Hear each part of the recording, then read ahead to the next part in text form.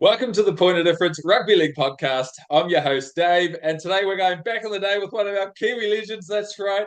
He had a great stint at Cronulla Sharks, over at the Roosters, off to the UK as well, played in the Super League, plenty of tests for the Kiwis, even captained them. It's the one and only Richie Barnett. How are you, man?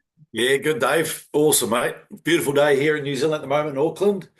So a couple of games of golf this morning. So got two games in this morning, which was fantastic. So I'm stoked. Mate, what's your handicap? I used to play off a 14 back in the day when I played. Yeah. Yeah. Yeah, I started at 14 at the end of last year. Then I'll drop down to 12, and it may be soon to be single figures. So that'll be quite cool. Nice, mate. 2 rounds of golf in the morning. You Two. must have a bit of free time on your hands. What you up No, to well, these we, days? we, we zap away early, mate. And we finished two games of golf at, I think it'll end up to be about just before 12. Far out. That's good going. Yeah, it is.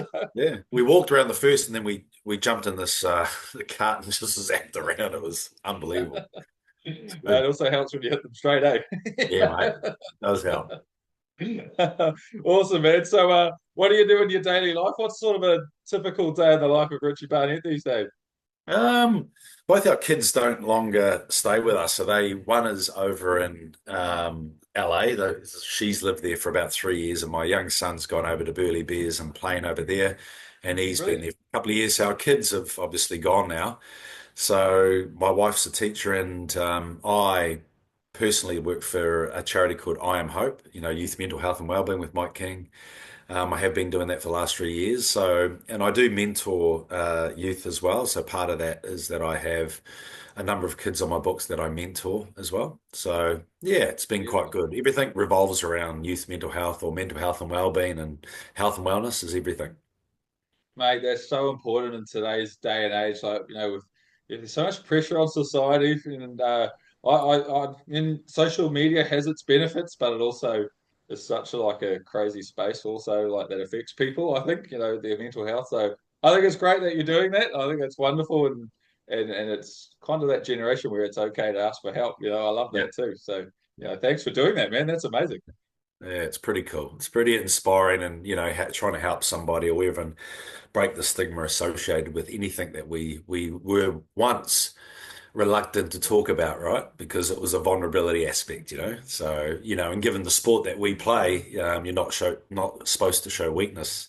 But Yeah. unfortunately, with that comes complications and problems that people don't often talk. So they wallow in the emotions and things, challenges that they have, and thinking they can do it themselves. So yeah, so I think things have definitely changed. And again, sport is a vehicle for social change. Yeah. Sport is there for to because everyone has challenges, right? Like Yeah. everyone, if not one, you have had a multiple of challenges, but we don't often talk about it in the open forum, and I think we're doing that more often. So it's good. That's amazing, man. You keep that going. We need people who are leaders for people to look up to when they've got nowhere else to go. So, Yeah. that's amazing, dude. So, Richie Barnett, let's rewind the clock. I love doing this part. Where did you grow up? What was life for a young Richie Barnett and that journey into rugby league?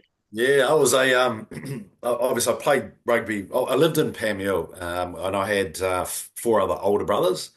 Okay. We played together at Tamaki Rugby actually in Auckland, in East Auckland. My dad was the coach, and I was 4 years old. My other brother was 5 and 6. My two other brothers were up north, but we played together in the same team, and I played at that club until I was about 10. Okay. And then I saw rugby league just down on the other park, and I wondered what that looked like, and thought I'd give it a crack. So I played for the Mount Wellington Warriors Yeah. for a couple of years at around 11 to 12. And then I shot, and then I started to think, like, where is the best club in Auckland at that time?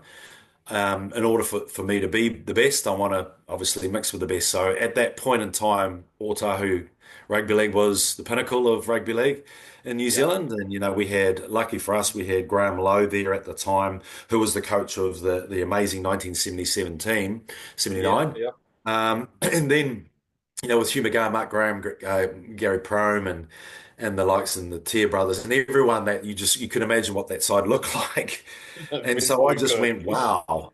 And so I started my grades at 14 to 15 to 16, and then I opted to go back to Rugby Union with my Really? mates. I didn't know that. Yeah, I went to Wow. Pucketonga Rugby at 18 and 19. Then I found touch during that period of time.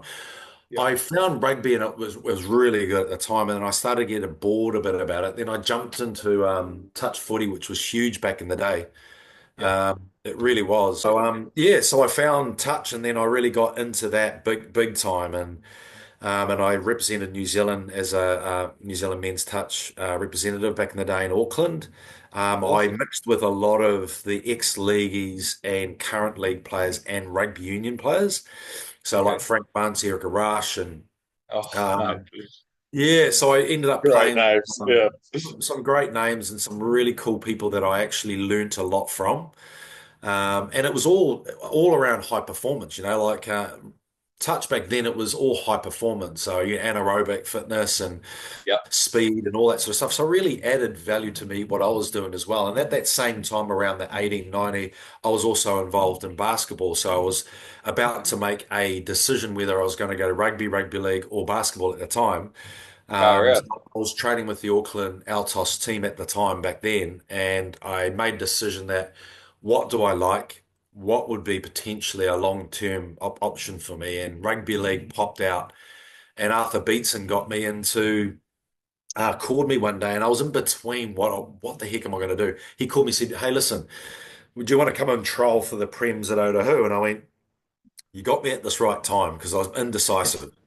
So I went and played, trialed at the Prems, and I got into the side, and then that's when it started to happen from there on in. Amazing, amazing. So, how did you find, that whole Premier grade stepping up from, being a young fella and like there's Kiwis floating around, like plenty of them, It in the was. Fox Memorial back in the day, when Premier grade was awesome in New Yes. Zealand. It was such a great time to play rugby league in the 80s, 90s, 70s, all that.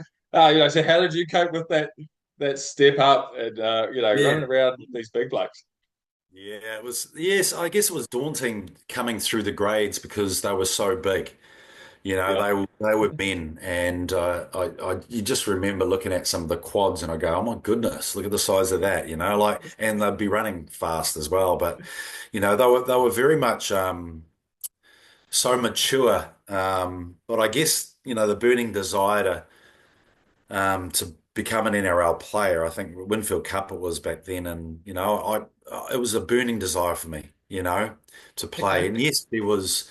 What I loved about the grade is that you learnt so much. You had so much respect for the older generation because our learning pathways were so damn good, You're a yeah, young bloke coming in trying to prove to yourself, but you're up against Kiwis that are coming back into the side after coming back from Europe or entering the system, like it was awesome. I remember Tawara used to come back, Tawara Nico used to come back, mate. Dean Clark, Francis Leota.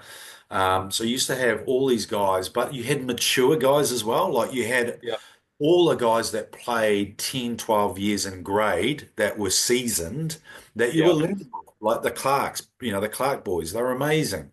And yeah. so I guess that's the great thing that we're very lucky that we did is to learn off some of the greats in the game. Yes, pretty incredible time of rugby league. Like we don't have that now in the provincial comp. It would be amazing if we could somehow build that back. Well, I guess professionalism's absolutely taken that out of the game. We'll probably never see it Yes. again. No. But you made the New Zealand Māori side in 1992 for the Pacific Cup. How special was it to represent your whānau, your friends, and your culture, and compete against all the wonderful nations that turn up to the Pacific Cup? Yeah. It was pretty special actually, because it was, when I made the Auckland side, that was quite special to me as well, like, and there were some really good players there. So that was my first touch. And I didn't really represent in early grades, to be honest. I never Okay. represented at an early age. So I think the only thing that I remember rightly that I came through was the role of Mills and Walter Dixon back in the Union days, right? And I didn't really represent rugby league through those junior grades, but I think Auckland was my first, and then that was later in my life. And then actually, the New Zealand Māori side was actually ridiculously good. Yeah. Yes, it was important to me as an identity thing, and obviously being amongst others that are like-minded and just learning my culture again because we've been isolated from it as well, me personally. Yes. So with guys like Quinton Pongia, Johnny Lomax, Sean Hoppy, Ruben Wiki, Jason Lowry. So all those guys at that time of year were in our squad. That's the Kiwi side. Yeah, Mate. mate. That's I know. unreal. And so at that time, we had this amazing tournament called the Pacific Cup, and it was just next level. We actually lost to Samoa in the Really? semi-final, and they ended up winning it against Tonga in this most amazing tournament, which should come back. I know it's been around, but that was probably the epic final that I've ever seen in rugby league in this country in Auckland at Carlaw Park. It was just epic levels. And at that stage, when I thought I played really well as a winger at the time, I thought I had a really good tournament. Then all of the boys left to get contracted. So there was, Yes. there was most of the recruitment guys were there, and they swallowed up Jason Lowry, Ruben Wiki, Sean Hoppy, Johnny Lomax, Quinton Ponga, all went to Aussie, and I was left going, oh no. Oh And I no. played really well. So I got disappointed for a little while. For a Okay. little while. Fair I enough. jumped back. Yeah, for a little while I got disappointed and jumped back into the season in 1993. Had a really good start to the season. And then I broke my leg at the beginning of the year, my fibula. And then I got a call from Arthur Beeston not long after that at home saying that, would you want to come over to play for Cronulla Sharks? It's not a contract, but just come over and trial. It was probably likely to be a Okay. contract. And I said, absolutely yes. So I had to wait for another 6 to 8 months before my leg would be right. Trialed in one game when I went over there in September, October of 1993 and had a great game and signed me up then. And basically, I've never played reserve grade in my life since then. Amazing. That So was that was my, the journey to get that to was, Australia. yeah, Arthur Beetson contacted me. I don't know how he got my number, but he rang me at home. My mum said, this guy's on the phone, wants to talk to you. And it was my idol, which I had on my wall. That's But I amazing. had all those, the Winfield Cup weekly mags. The rugby So league week. every part of my room wall was covered in every conceivable team. That was me. That Yeah, was me did as well. you? And Yep. so I had all those. So I'd have my favorites like Hugh McGahan, Mark Graham, and Arthur Beetson, and so those guys would be on my wall, and right on the other side it would be Michael Jordan because I love, Wicked. you know. So all those guys inspired me. Every day I woke up and I'd see it. So I was one visually looking at it, and two I'd grab a book which was the way to train from Australia. I still got it to this day. It's Yeah. how to train. So if you want to be the best and you want to train the best, Aussie do the best, right? So I grabbed this Yep. book. My mum actually gave it to me, and they said, "Here's a book you probably would like." And I went, "Oh my God!" Still got a sign from them saying good luck. And I actually took a lot from that book and trained myself at the age of 14. I just basically created a training regime for myself and stuck to it for all those years. Underneath what we were doing normally, which wasn't a lot, it was 2 days a week really. But Yeah. I'd do Yep. 3 or 4 training sessions a week prior to it, and yeah, trying to prove, trying to be the best. Amazing, man. I mean, it takes a lot of self-discipline. Did you see it as a burden to be so disciplined and trained? Or is it just something you just wanted to do, or something you look forward to every time you went out and Yeah, it trained? is. It wasn't a push motivation for me. It was really a pull one for me. It was just naturally sport and training really resonated with me. So it was just a Okay. flow way of training. I loved everything about it. Yeah, sort of lucky for me, that's what it was, So everything came Yeah. easy enough, and I trained more than everybody else. And when I went to Aussie for the first time, it just fell into it. It wasn't so hard, apart from running the bloody sand hills, and doing more than what we normally would do in heat conditions. It was superb. It was superb. I loved every moment of it. Right, that's fantastic. It's pretty tough to get me on the weights and stuff. I love my cardio, love my running, but mate, you have to pay me to get on the weights. So I bought some weights the other day. You'll be proud of me. I finally bought some stuff, so Oh, good I'm on gonna. you. Good man. And I, it wasn't a big thing back then anyway, right? So no, I remember Les Davidson and Andrew Genhausen, and they would mate. we'd go into our shitty little training place. Seriously, it was just this dungeon, and seriously, it was really bad. And we used to train there, and they just sort of used to lift weights really lightly, and they'd do fuck all, you know, unbelievable, eh? Like that was just it. And Legends. anyone else would be, some kids would be pumping 160 kilos, and they'll just be going da da da da. and just go and smash Mate, it, So do what different. works on the Yeah. day. So before you got to Cronulla, you did play for Auckland, and there was a real wonderful period of provincial footy. It was right before the Lion Red Cup started, and Auckland and Canterbury were the two top dogs at the time. And Canterbury got the win over you guys in '93 in the final. But I'm pretty sure you played for Auckland during the season. Yeah. During that night, was it '92 or '93, somewhere around Yeah. there? What was it like? Yeah. Well, You know, playing the best in the country, for provincial level, because it was such a wonderful time of rugby league. yeah, it was. I love the fact that, that Auckland, and Canterbury used to have this tie together, and I think that's what's missing a little bit now. If Yeah. you look at rugby, the same thing. It's a little bit there, but it's not as much as it was back then, It was Not back in the day. no, no, and it needs to go back to that, but Yeah. it's quite different because people are transient. They move around, and Yeah. they're not from the area. They haven't brought up in the area, so they don't really get that feel of identity. But mate, I'd have to say that Canterbury was so bloody strong. It was hard for us to beat them, to be honest. Yeah. They just had it all. They had a balance. They just had the right balance, you know, Yeah. and they were fit. They were a fit team. Yeah. Well, they had Frank Endicott, Brent you know. Stewart. Brent Stewart was, Yeah. I was lucky to play with Brent Stewart. Back in the day, I was very, very lucky, and Terry Hermanson, and I remember, I Yeah, played man. with Terry Hermanson and Jason Lowry. They're probably the two best props I've ever played with.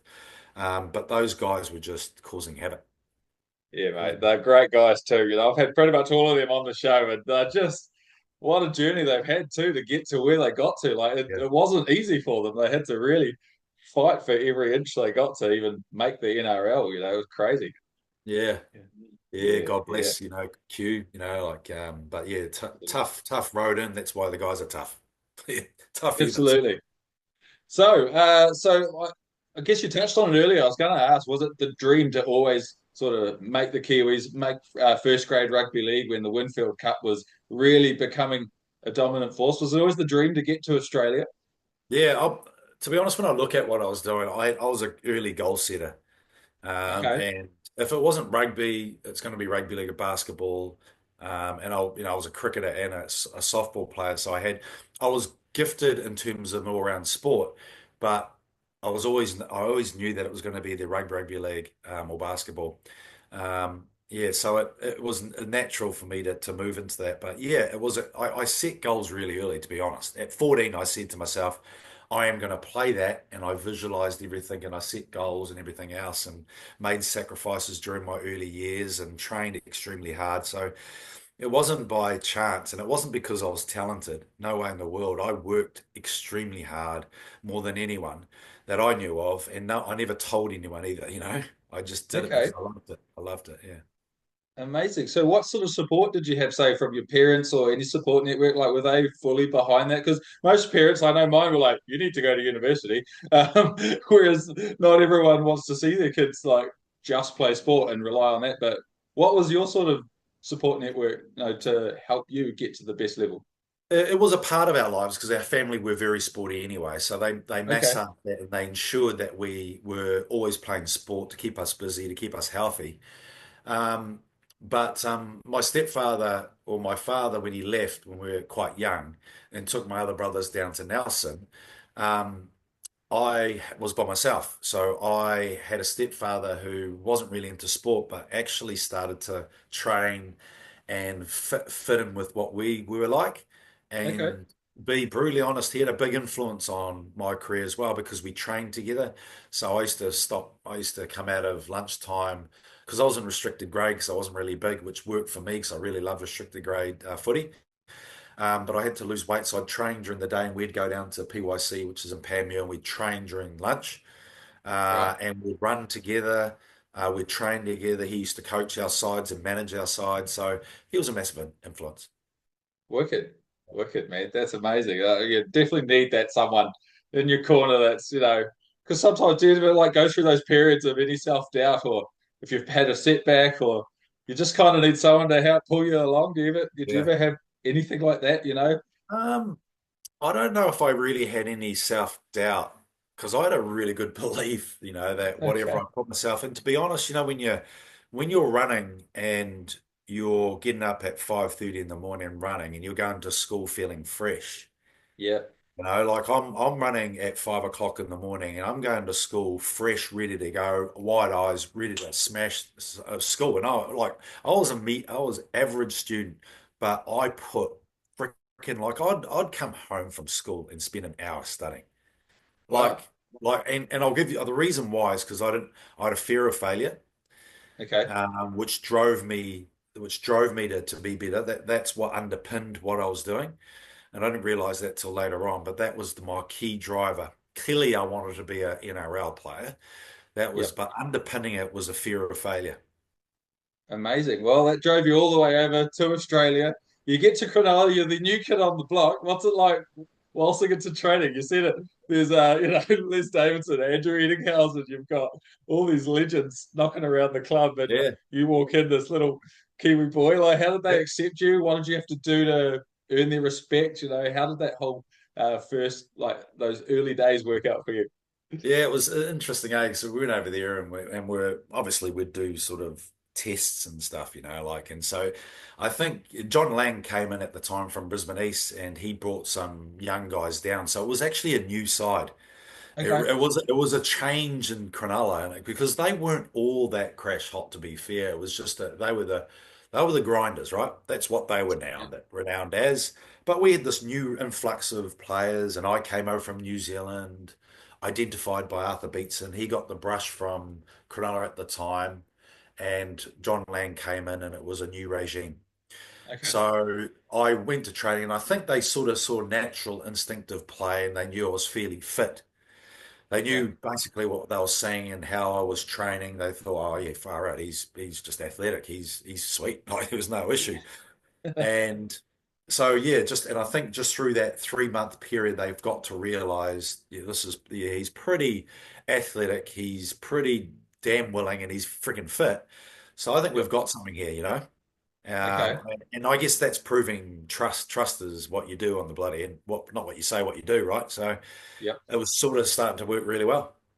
Nice, man. What was it like, playing against the Warriors who had just entered the comp? All your Kiwi boys, you're coming up against them. Did you get a bit of shit from them, or did you just enjoy playing against other Kiwis in the Australian competition? It must have been different, like you know, mixing it with Australians, Kiwis, and because it wasn't a huge Polynesian influence in the game at the time No. either. You know what? The first game really epitomized everything I thought the game was all about. In our first game, it was 18,000 at Shark Park at the time. It was the Wow. biggest crowd they've ever had. I was sitting in the training sheds at the time and I was looking around the players and I thought, wow, this is my first game, oh my God, this is cool. We're playing Canberra Raiders, Mean Machine. And I heard the announcer.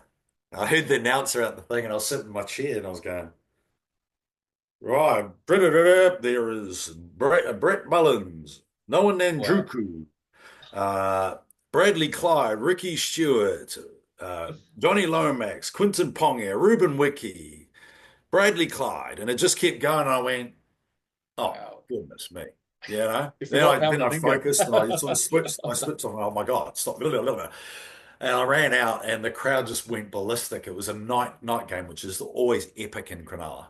Wow. Ran out there, and my first game, I scored 2 tries, and we ended up beating the Canberra in that night. Amazing. It was an epic start, and from then on in, I had a stellar year that year and scored whatever, I can't even remember how many tries, 18, 20 tries, whatever it was, but it was a stellar year for me, and everything just worked. I love playing against, obviously, the Warriors. That was a year later.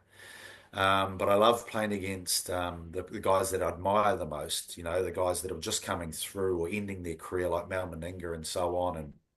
And the King just started to edge out his career as well. And all those guys that we played, Paul Langmack, I played with him during the Roosters, guys that were Yeah. in the 80s that were just finishing off, you know, Yeah. Gary Freeman. And, I had such an amazing blend of players to learn and admire and grow as you do. Absolutely, mate. You just bringing back all the memories for me because that was when I was 11, 95. So I was 10 and 94 when you sort Yeah, of got over there. yeah, That was like my early memories. And, you were one of those Kiwis that stood out that I remember from, especially like, say, 96, 97, 98 in the Kiwis, a yeah, regular feature. And it's actually quite crazy to be talking to you now. Actually, I'm loving it. But that was such a wonderful time for rugby league, where like the Winfield Cup was huge. 1995, the Warriors are obviously entering the competition, and what a great time for rugby league! And you're sort of right in the thick of it. It's crazy. Yeah. Yeah, right in the thick of things, and things change. The Warriors came into it, and league started to grow. It really started to blossom, and with the Warriors' inclusion, it just felt right that we had a Kiwi side in there. Yeah, And thankfully, when I looked at the way that we were pathwaying through to the game, it was very hard to get over here without being seen. Now things are so different for players now to be able to be identified first. But nice to have the brand, the Warriors here. It really makes me feel so happy to see that we've got kids that can transition into our New Zealand sport and with the New Zealand Warriors. It's so damn good. But yeah, and obviously Super League came in and it changed a lot actually the way the game was heading and the money that was siphoned through there and the the I guess the contestment between the two Super League and ARL. It wasn't great, but it was no, just what it was at the time. It really pulled our game apart. yeah. So I was glad that it got back to where it should be. Absolutely. Were you mixed up in all that Super League? Like, was there any jostling for you to potentially sign with a Super League club, or was there any Um, possible, or even going to the Warriors? Was there ever a chance to go play with the Warriors during your time? well, we for Cronulla were Super League, so they were Yep. they were Super League. So that was it. We got pulled away from a car at Perth when we were playing Perth, and we had to sign on the dot straight away. Really? Yeah. Or else you won't get a contract, or it felt like you're under pressure to sign. So people then signed, then people then under duress they got off and they started signing for the opposing ARL side, so they got more Yeah. money, and that was what was happening going around. Crazy, So, eh? but anyway, I ended up at Cronulla, and I really enjoyed the time there. And during that time where I had spent 4 years there, I was starting to get really I was starting to get tired. I don't think it really nourished my athletic ability to play footy. Okay. And Don Lang mentioned it. He goes, I think Richie will always be a winger. And I was getting very bored on the wing. I felt like I needed more. I wanted the ball more often. We weren't an attractive side that used the ball a lot, so I was getting Yeah. very, very short. Um, I never got the ball much at all. Okay. So I had to make a decision at that time that the Roosters came by looking for a centre winger fullback. I happened to be it. Timing was amazing, and I signed Okay. signed with them, and it was between them and the Warriors. Oh, really? Yeah. Okay. So sorry, them, the Warriors, and the Bulldogs. Okay. So, So so, so, what was the particular reason that swayed you to the Roosters as opposed to coming home playing for the Warriors? It would have seemed like a kind of a perfect fit, but I guess they had Matthew Ridge at the time, and he would have yeah, been but they had a fullback. lot of turmoil as well. So they had, Yeah. Tai Nui was the ownership was going through a little bit there, so there was a lot of uncertainty in the club. Yes. Yes. And I looked at the most powerful side in sport in the Southern Hemisphere, which was the Roosters. I don't think Yeah. people understand how powerful they are. Looking at them, and I was actually in the Kiwi tour, so I was in 1997, 8. Anyway, I was at a tour of Britain, and my wife Yeah. went out That's to dinner 98. with, Yeah. yes, went out for dinner, and I said, "Listen, Carrie, I'll do whatever you want." My wife, I said, "But I'll do whatever you want. Can you just go out and have dinner with Gus Gould and what's our owner of our club? I forgot now. Um, anyway, Nick and Politis? yes, Nick Politis. So they took her out for dinner, and then basically after I sort of finished the games and that, she said, "You're signing." Okay. Just Just like signing. that. There's no ifs or buts. So yep, I said yep, no worries. The game was signed, and they had a great night, had a great dinner, and everything was laid on. I'm actually very very happy I did. I got to play with such an amazing coach, an Yep. incredible bloody footy IQ. It was ridiculous. I got to play positions I was very thankful to be able to play in to lift my confidence as a player to know that I can play any position on the field in the backs. as long as you just nurture the talent that you've got, focus on what you're really good at. So I played Okay, 5'8", I played centre, I played fullback, and I played wing. Those are the four positions I crazy. played. And it just grew my game. So I was playing with Brad Fittler, Adrian Lamb, Stop it. Craig Fitzgibbon, Minicello. We had such an amazing side, such an Awesome. amazing side, and Look at I Luke just loved my Ricketson. He was a great player. yeah. Back Rico in the, was amazing, yeah, yep, such a uh, good player. Matty Singh, Yeah, Natty had some. Wood, was he still there? Matty He Wood would have was been. still there, mate. There, Yeah, yeah. he's a Oh funny yeah, fella. there's no better funnier dude than that. We had a He's lot a of fun. great man. He's a great man, all right. What a freaking he was classic. Mate, I had Paul Langmack on a couple of podcasts ago, and he said it was Nat Wood that ended his career. He just couldn't handle that one. He He couldn't just handle. couldn't handle. Oh, mate, he's gold. It's funny as. So let's have a little chat about your Kiwis debut. Wind it back to '95. It was the World Cup against Tonga, I believe. You couldn't have picked a more intense game to make your debut. Let's talk through that game.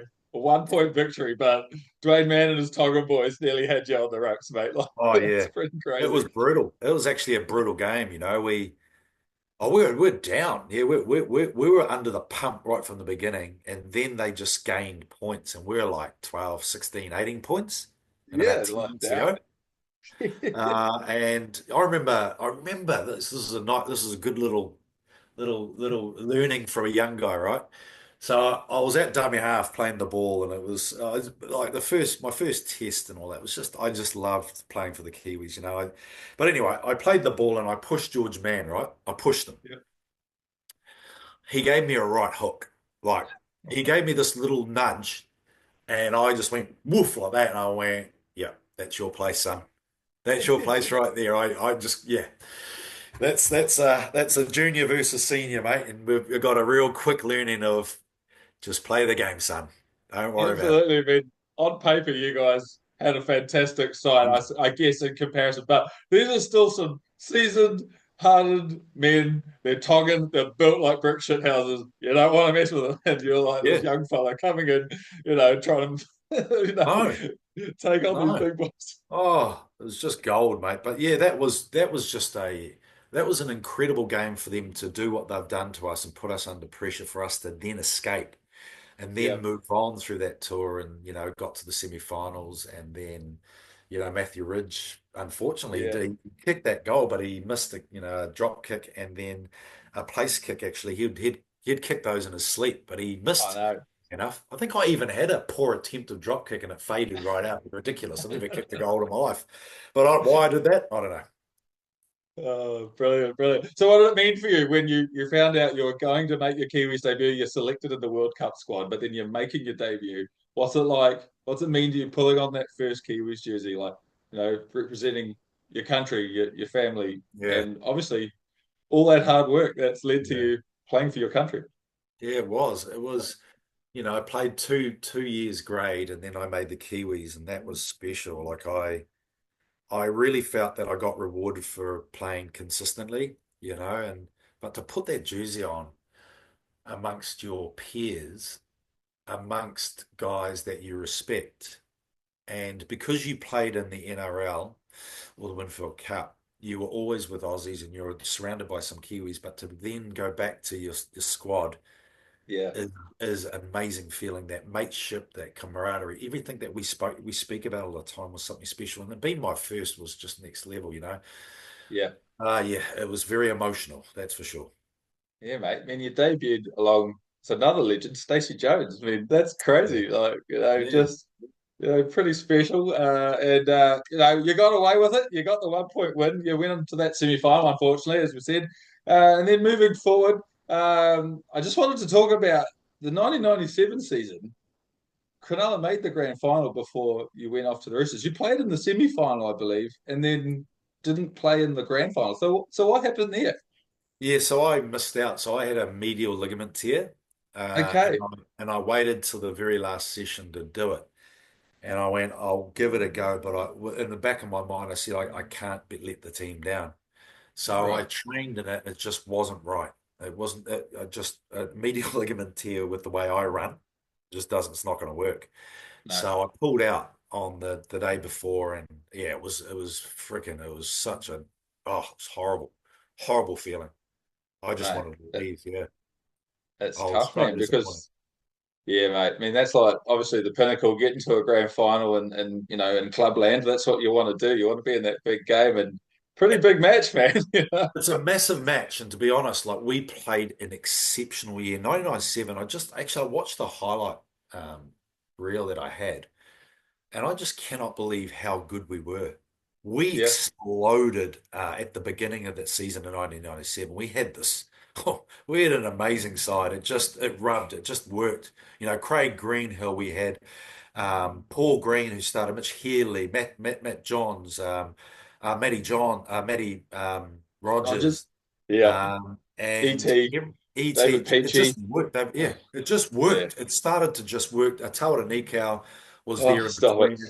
It just linked. It just worked, and Yeah, we just absolutely created this amazing environment for us, and just went to strength to strength. And unfortunately, we got beaten by a better side at the time. Broncos were on fire, on mate. The fire. Broncos. They don't get much harder to beat than that Uh, '90s Broncos side. They're just basically a kangaroo or origin player in every position. It's not fair. It's not fair. We got lots of Dingiri and you got Wendell Sailors, your back two coming on to, and you got eight forwards, right? So it was a nightmare. They were awesome.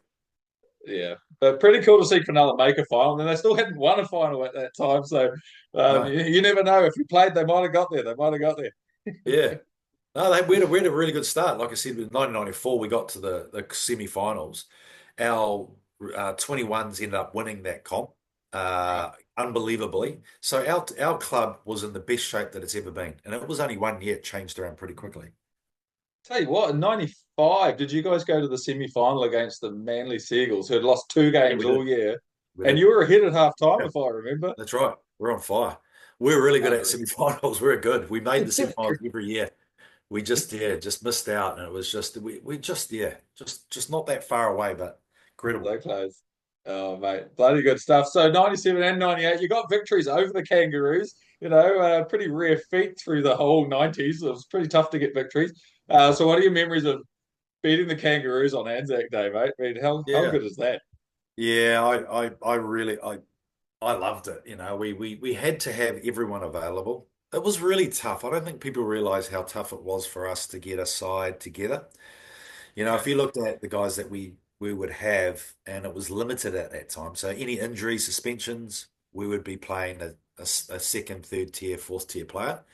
Okay. It just But we did. We found a way, and we won some great Anzac tests, the 99 Tri-Series and Yeah. those sort of games. 1996 at North Harbour, 97. That was a fantastic, freaking fantastic game. It was far between winning, to be honest, against the against the lads, the Aussies. But I found that as years gone by, when we had an influx of players come through, the better we got. The better we Yeah. got. It was just a matter of time, you know and we were starting to get there, but again we were. I remember getting thrashed when I did my face in 1999, and I remember going into the test match, and we were three. Is it 3 game? 3 day. The third day, Robbie Paul, I think, was coming back from England. We had Okay. one training session with all of us on a Friday. One training. We had people pull out right throughout that week. We had the most unsettled, horrible training session, and we were supposed to play the best and only have one training session. So I was really disgruntled with Anzac Day tests because we were Okay. trying to bring people out and it just wasn't enough time. Yeah. Yeah. So that was part of the challenges that we had as Kiwis. Okay. That's just Yeah. the Yeah. harsh reality. And it's just so tough. Obviously, the Paul brothers were amazing players. You want them there, but they've got to fly over, deal with jet lag, one Yep. training session, and then try Yep. beat Australia, who have state of origin as well to prepare.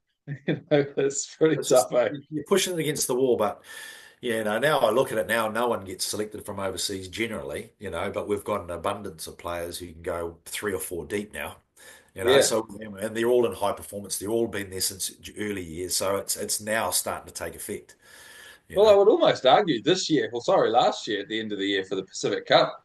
we kind of had to rely on those 3 and 4 deep per Did position, and we still gave Australia a pretty good run. We didn't disgrace impressive. ourselves.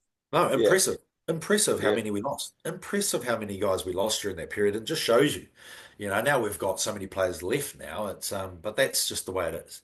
But yeah, yeah, after that 32-0 win, when we had our best players and then to lose them all, I would love to have seen that back to back, just with the same players if we could have, but that's yeah, not to be. It's just the way it is now. But I feel that yeah. we've got our league side, our Kiwi future and his looks really, really optimistic. That's good, man. Especially with Tonga and Samoa starting to pinch a few players now and players playing for their heritage, which I Yes. totally understand and Agree. respect. But um, I also think, oh crikey, I hope it doesn't affect the Kiwis too much. But there's plenty of people who want to play for the Kiwis. I mean, why wouldn't you? Yeah. Yeah. Yeah. Yeah, definitely. Yeah. Absolutely, dude.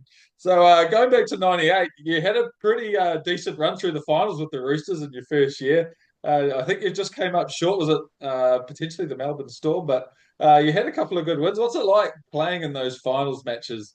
In those really intense games when it's on a knife edge, and what do you go through? Do you dig deep as a team? Like, what's the feeling out there on the field?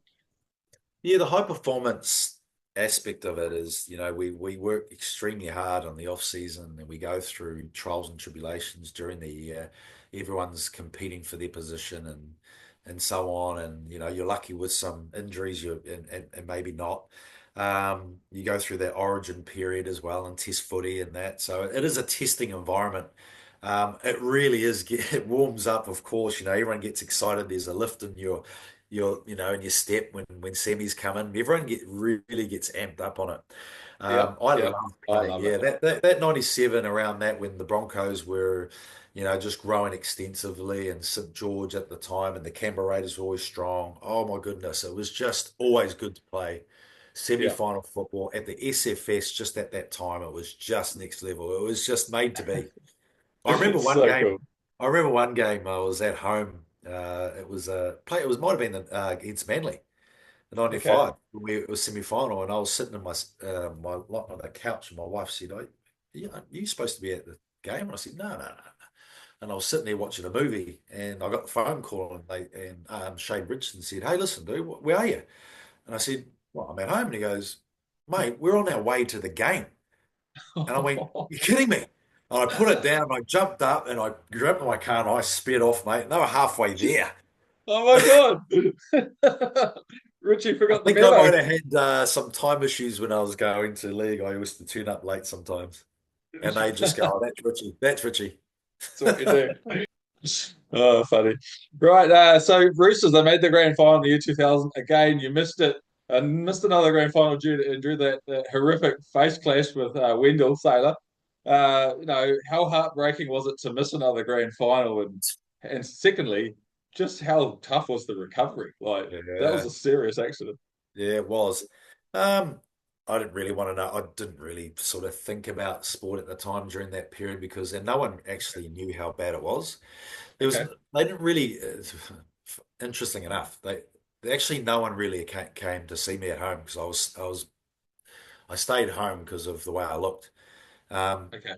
I think it was only Luke Rickardson that came over, and I knew Jason Lowry came to visit me in hospital, unrecognizable. He walked in, walked out.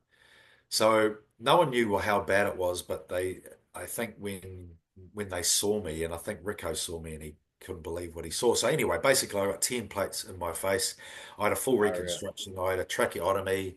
I was in intensive care for 7 days. I had my teeth was wide for 6 weeks so I couldn't speak, and so it's completely wired. I lost about 15 kg whilst I was in bedridden. I couldn't get out of bed. I didn't know what I looked like. So I was losing so much weight, and the pain I was going through was morphine every minute of the day. So I Wow. didn't realize the extent of it and how I came through. I don't know. It was nothing I've ever experienced in my life. But anyway, I got through all that, and probably the uncertainty around where I was going to be. Like, obviously, things needed to be talked about. I didn't know if I was ever going to play again. People were telling me I shouldn't be playing footy ever again. So, anyway, but I wasn't concentrating on footy at all. I was just looking at trying to improve my health and sort of get me back on track. And after 3 or 4 months, I started running and training and building myself. I felt better. And then as time went on, I felt better. I started training and I traded a different way. And then automatically I started looking and go, wow, I'm in the best shape I've ever been in my life. Really? And yeah, Frank Endicott was sort of calling me regularly, saying, "Listen, we've got the World Cup coming up. Are you going to be okay?" And I said, "I can't really commit." And we Okay. were on the phone quite a lot. And then I said, "Yes, I'll commit to it now. I'm ready." And then it was 3 or 4 months before the tournament happened, and there was a lot of other stuff going on. Physically, I was in the most amazing shape I've ever been. And I think partly because of that, the trauma that I went through, there was a resilience factor that came into it. And so I didn't realize at the time, but I recognized that I was training and beating players in the training thing that I've never seen before. So I started Okay. lifting, the standard just went up. And when I got to the trainings with the Kiwis and that, I was dominating those as well. Okay. And then I made a decision that, well, obviously, 2 weeks before the World Cup, and I didn't recognize that I was starting to think differently. I knew physically I was right, but mentally I wasn't quite ready for it. I was undecided. I was thinking, if I went through this again? I don't know if I could ever go through this again. I was doubting a bit. My confidence wasn't 100%. But anyway, I couldn't sleep for 2 weeks, and then I played my first game, and it was the worst conditions I've ever played in my life against Lebanon in Yeah. Leicester. And I scored 2 tries. It was the comeback. I was a little bit off in terms of confidence, but I'm probably a little bit hard on myself. But I played exceptionally well. I scored 2 tries. I got the player of the match, and that was so cool for me to get back on that horse again. Yeah. And to let you know, my wife and I made a decision that our first child was to be born at the time I was Yep. going to be over there. So Okay. she was born whilst I was over there, and I missed Okay. that. We made a Oh decision to wow. do that. That no, honey, you need to go over there and jump on the horse again, and I've got your back. You know? That's amazing, man. What an awesome wife. That's Yeah. amazing.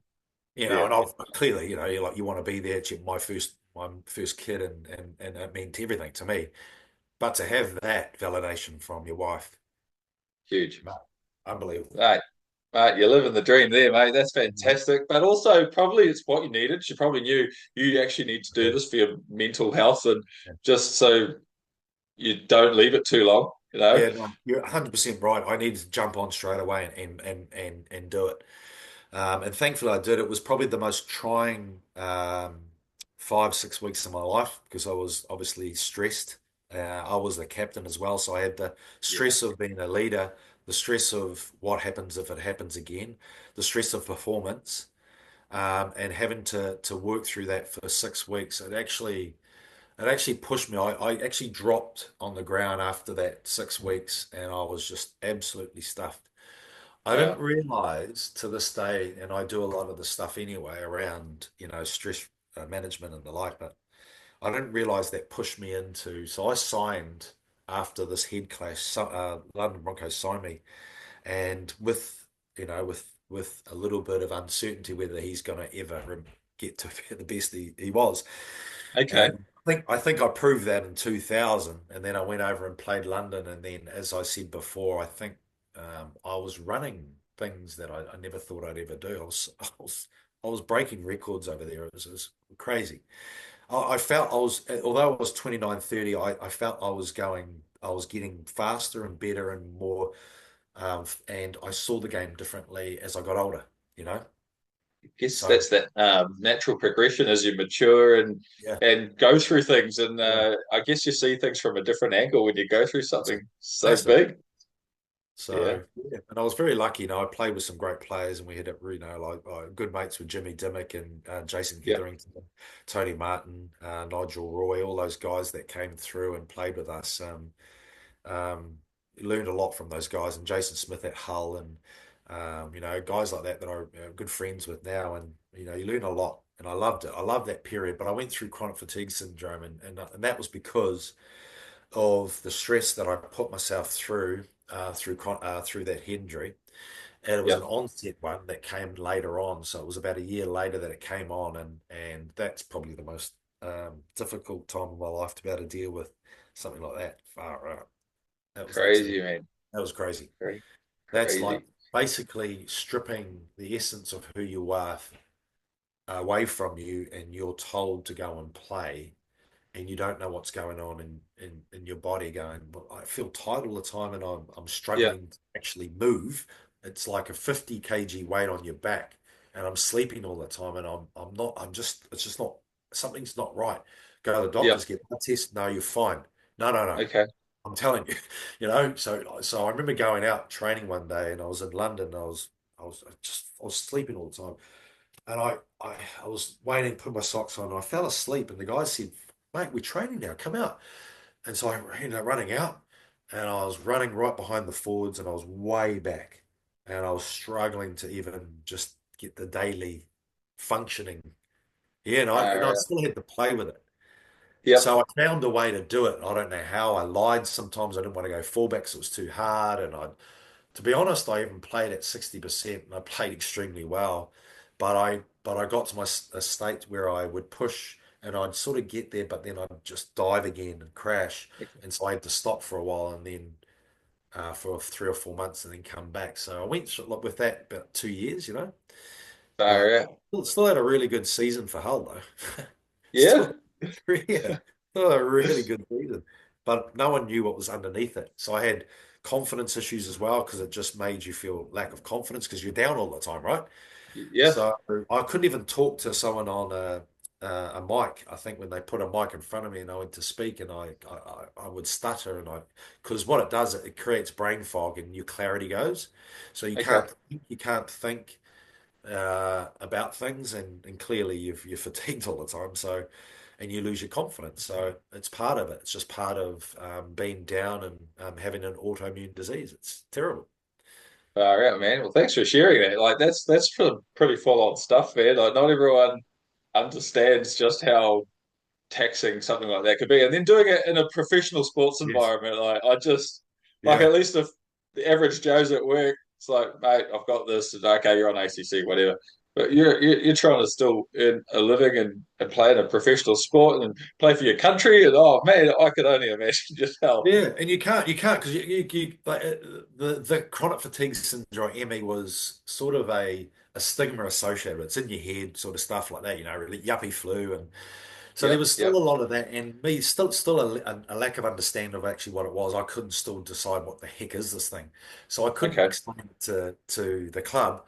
But what they did do is, luckily, I went to a one of the top physicians in London, and they diagnosed me really quickly, and it took months and months to actually diagnose me, and luckily they did. So that means it gave me something that I have got something wrong with me because I thought I was going crazy. Yes. Uh, and then secondly, I was able to deal with it and try to manage it the best I can. So luckily, I had a good trainer at the time that really understood it a bit. So I got Yep. through that time, and I felt sorry for my wife and that because I was just always grumpy and tired, and we'd had a young kid at the time too. So yeah, it was just Aye. a very challenging time, but still, I was able to play league. Still, I was able to mix with the amazing crowds and Hull FC. Yeah. My God, are just the best. The black and whites are the most amazing supporters I've ever had to deal with. I had the most amazing time in Hull. Loved every moment of it. I loved the black and whites. Yeah, man. So what was the difference in going to the Australian comp? Sorry, going to the UK comp versus playing in Australia? Like, what is just some of the broad differences about the two competitions? Well, they're probably loose in adjudicating the rules, refereeing, right? So they're pretty loose in terms of reffing at that time. The top four teams were extremely strong, and the bottoms were, Yeah. um, hustling. Yeah. So, and they are bigger bodies too. They're big, Okay. big, big bodies. Yeah, big bodies. When you look at Wigan and Bradford with the poor boys, and Leslie Vunicola and Oh. Joe Wagner, like that was a huge side. Like I am sure, I, I am sure they were all eating taro. Just to say, um, they were ginormous. But anyway, and I think the fact, the whole aspect of them their support base was next level. There's Yeah. no better feeling running out at Hull FC with the crowd of 18,020 sounding like 100,000 people when they would go against the opposition and they would fire back something and they would sing songs about one player and you clap them, you run out, and it's just this incredible arena creating this amazing atmosphere. And there's something we can't replicate here. All the Warriors are doing something like that here, and to some degree, they are just the best at it. That's cool, man. That's so cool. Okay, so you called time on your career after playing for Hull for 2 years. So how did you know that it was time to give up the game? And what were the feelings behind that? Was it quite emotional? Were you not sure what you were going to do next? Did you have a plan? Like, what's that whole retirement feeling for you at the end of the career? I reckon if I didn't have chronic fatigue syndrome, I would have played till I was 36, 7, 8. I don't know. To be Really? honest, I really wasn't. It's just that just curbed my longevity in the game. So I had to retire because of it. I had Okay. to because it was just getting too tough, and and if I pushed it anymore, I probably would end up lying in bed flat and not getting out of bed. So luckily, I was able to do that. But there's not a lot of people in that space when they're chronic, where they can't actually get out of bed. So I didn't want to push that barrier. So I made a decision we need to go back. And yes, there was a lot of uncertainty around that and what am I going to do next? Yeah. I just had to get back to New Zealand and get back to our family and start sort of thinking about what that would look like. Lucky for me, I got into sort of commentary with Māori TV and doing the league games, actually, the domestic league, but around that time, and that sort of flowed Beautiful. into Sky later on. But yeah, I got into an ex-sporting program called Code as well, so we did that as Yep. well. So Yep. that was a bit of fun. And so that's naturally what I went into, and then I started getting into things like building construction, wet seafood, retailing, plus um, franchising. Then I went into life coaching, and that's where my space really started to evolve. Life coaching and mentoring, that was it. That was it for me. Beautiful. I loved it. Awesome, man. So I'm an Awesome. NLP practitioner by trade. I work for Okay. the um, I am Hope, so it's the natural lane that I live in now is around, when you look at high performance, behavior is one of them, understanding what ticks people and what doesn't. So I was fascinated, always have been fascinated with human behavior and why do people go Yep. left, why do people go right? Why do we have such different characters and how do they operate Yep. in the world that we live in, right? If we're all the Yep. same, it'd be boring. But Yep. True. what are their needs and what are their desires are, and it's an amazing facet of things that I love the most. So that's where all my energy goes in now. I love it, That's passionate. amazing, man. Like, I'm always fascinated with that too. I always think, like, especially with, say, relationships with people, how some people are just so compatible, and then you put those same two people with two other different people and not compatible. You Yeah, know what I mean? Like, it's yeah, amazing, eh? yeah, it is. Yeah. Right, man. So, when you look back at your career, like, is there any one thing or any couple of memories or moments that stand out above the rest? What was it for Richard Barnett at that pinnacle moment?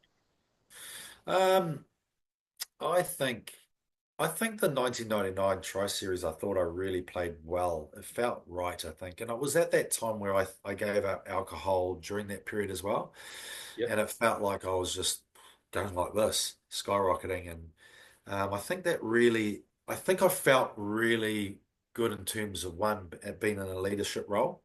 Two, I saw the game, from a perspective that we always wait from a young guy to see that perspective, that the next step, what does that look like? And you can see the game differently. And I felt that's where I was at Right. 29, going through that, probably that trauma gave me another perspective on empathy to people as well.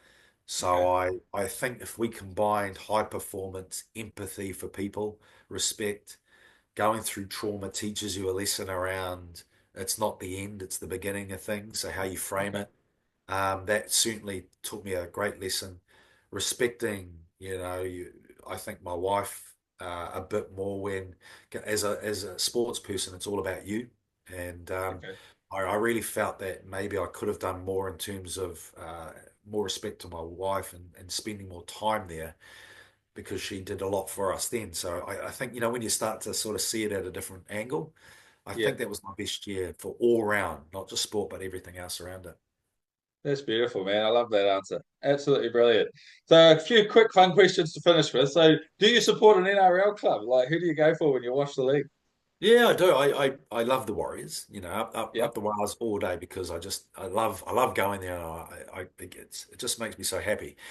The other ones is obviously the Roosters and the Sharks, and I Yep. really love watching them. I went to the Sharks game last year, and I went the first time I went there for 20 years, and I saw the old players, and it just made me realize how important it is to reconnect. Yep. And Yep. it just yeah, I lost the boat there for a while, and I'm so glad I Okay. did. So glad Oh, I did. that's brilliant. Yeah. Brilliant. Awesome. Right. Two non-league related questions. What's one of your favorite TV shows or TV series that you get into, or what are you currently watching? Favorite. Holy crap. I am the worst at these too. So my favorite program back in the day, Seinfeld was really good. I mean, I love that. Yeah. Yep. Seinfeld was Yep. outstanding. He was just the best. He was the Yep. best. When I used to watch when I was from school, like Dallas and stuff, like those whole Yeah. programs. Holy shit. That's embarrassing to say, but I used to watch them. Oh, brilliant. I love it. Okay, man, last question. If you could only eat one meal for the rest of your life, what would it be? Roast. A Kiwi roast Yep. all day long. Okay. Kiwi What's in your lamb kiwi roast. roast? Kiwi For lamb those who roast. Pumpkin, kumara, gravy, silver beet for me. Um, Pumpkin butternut, Yep. lamb, of course, sauce. Beautiful.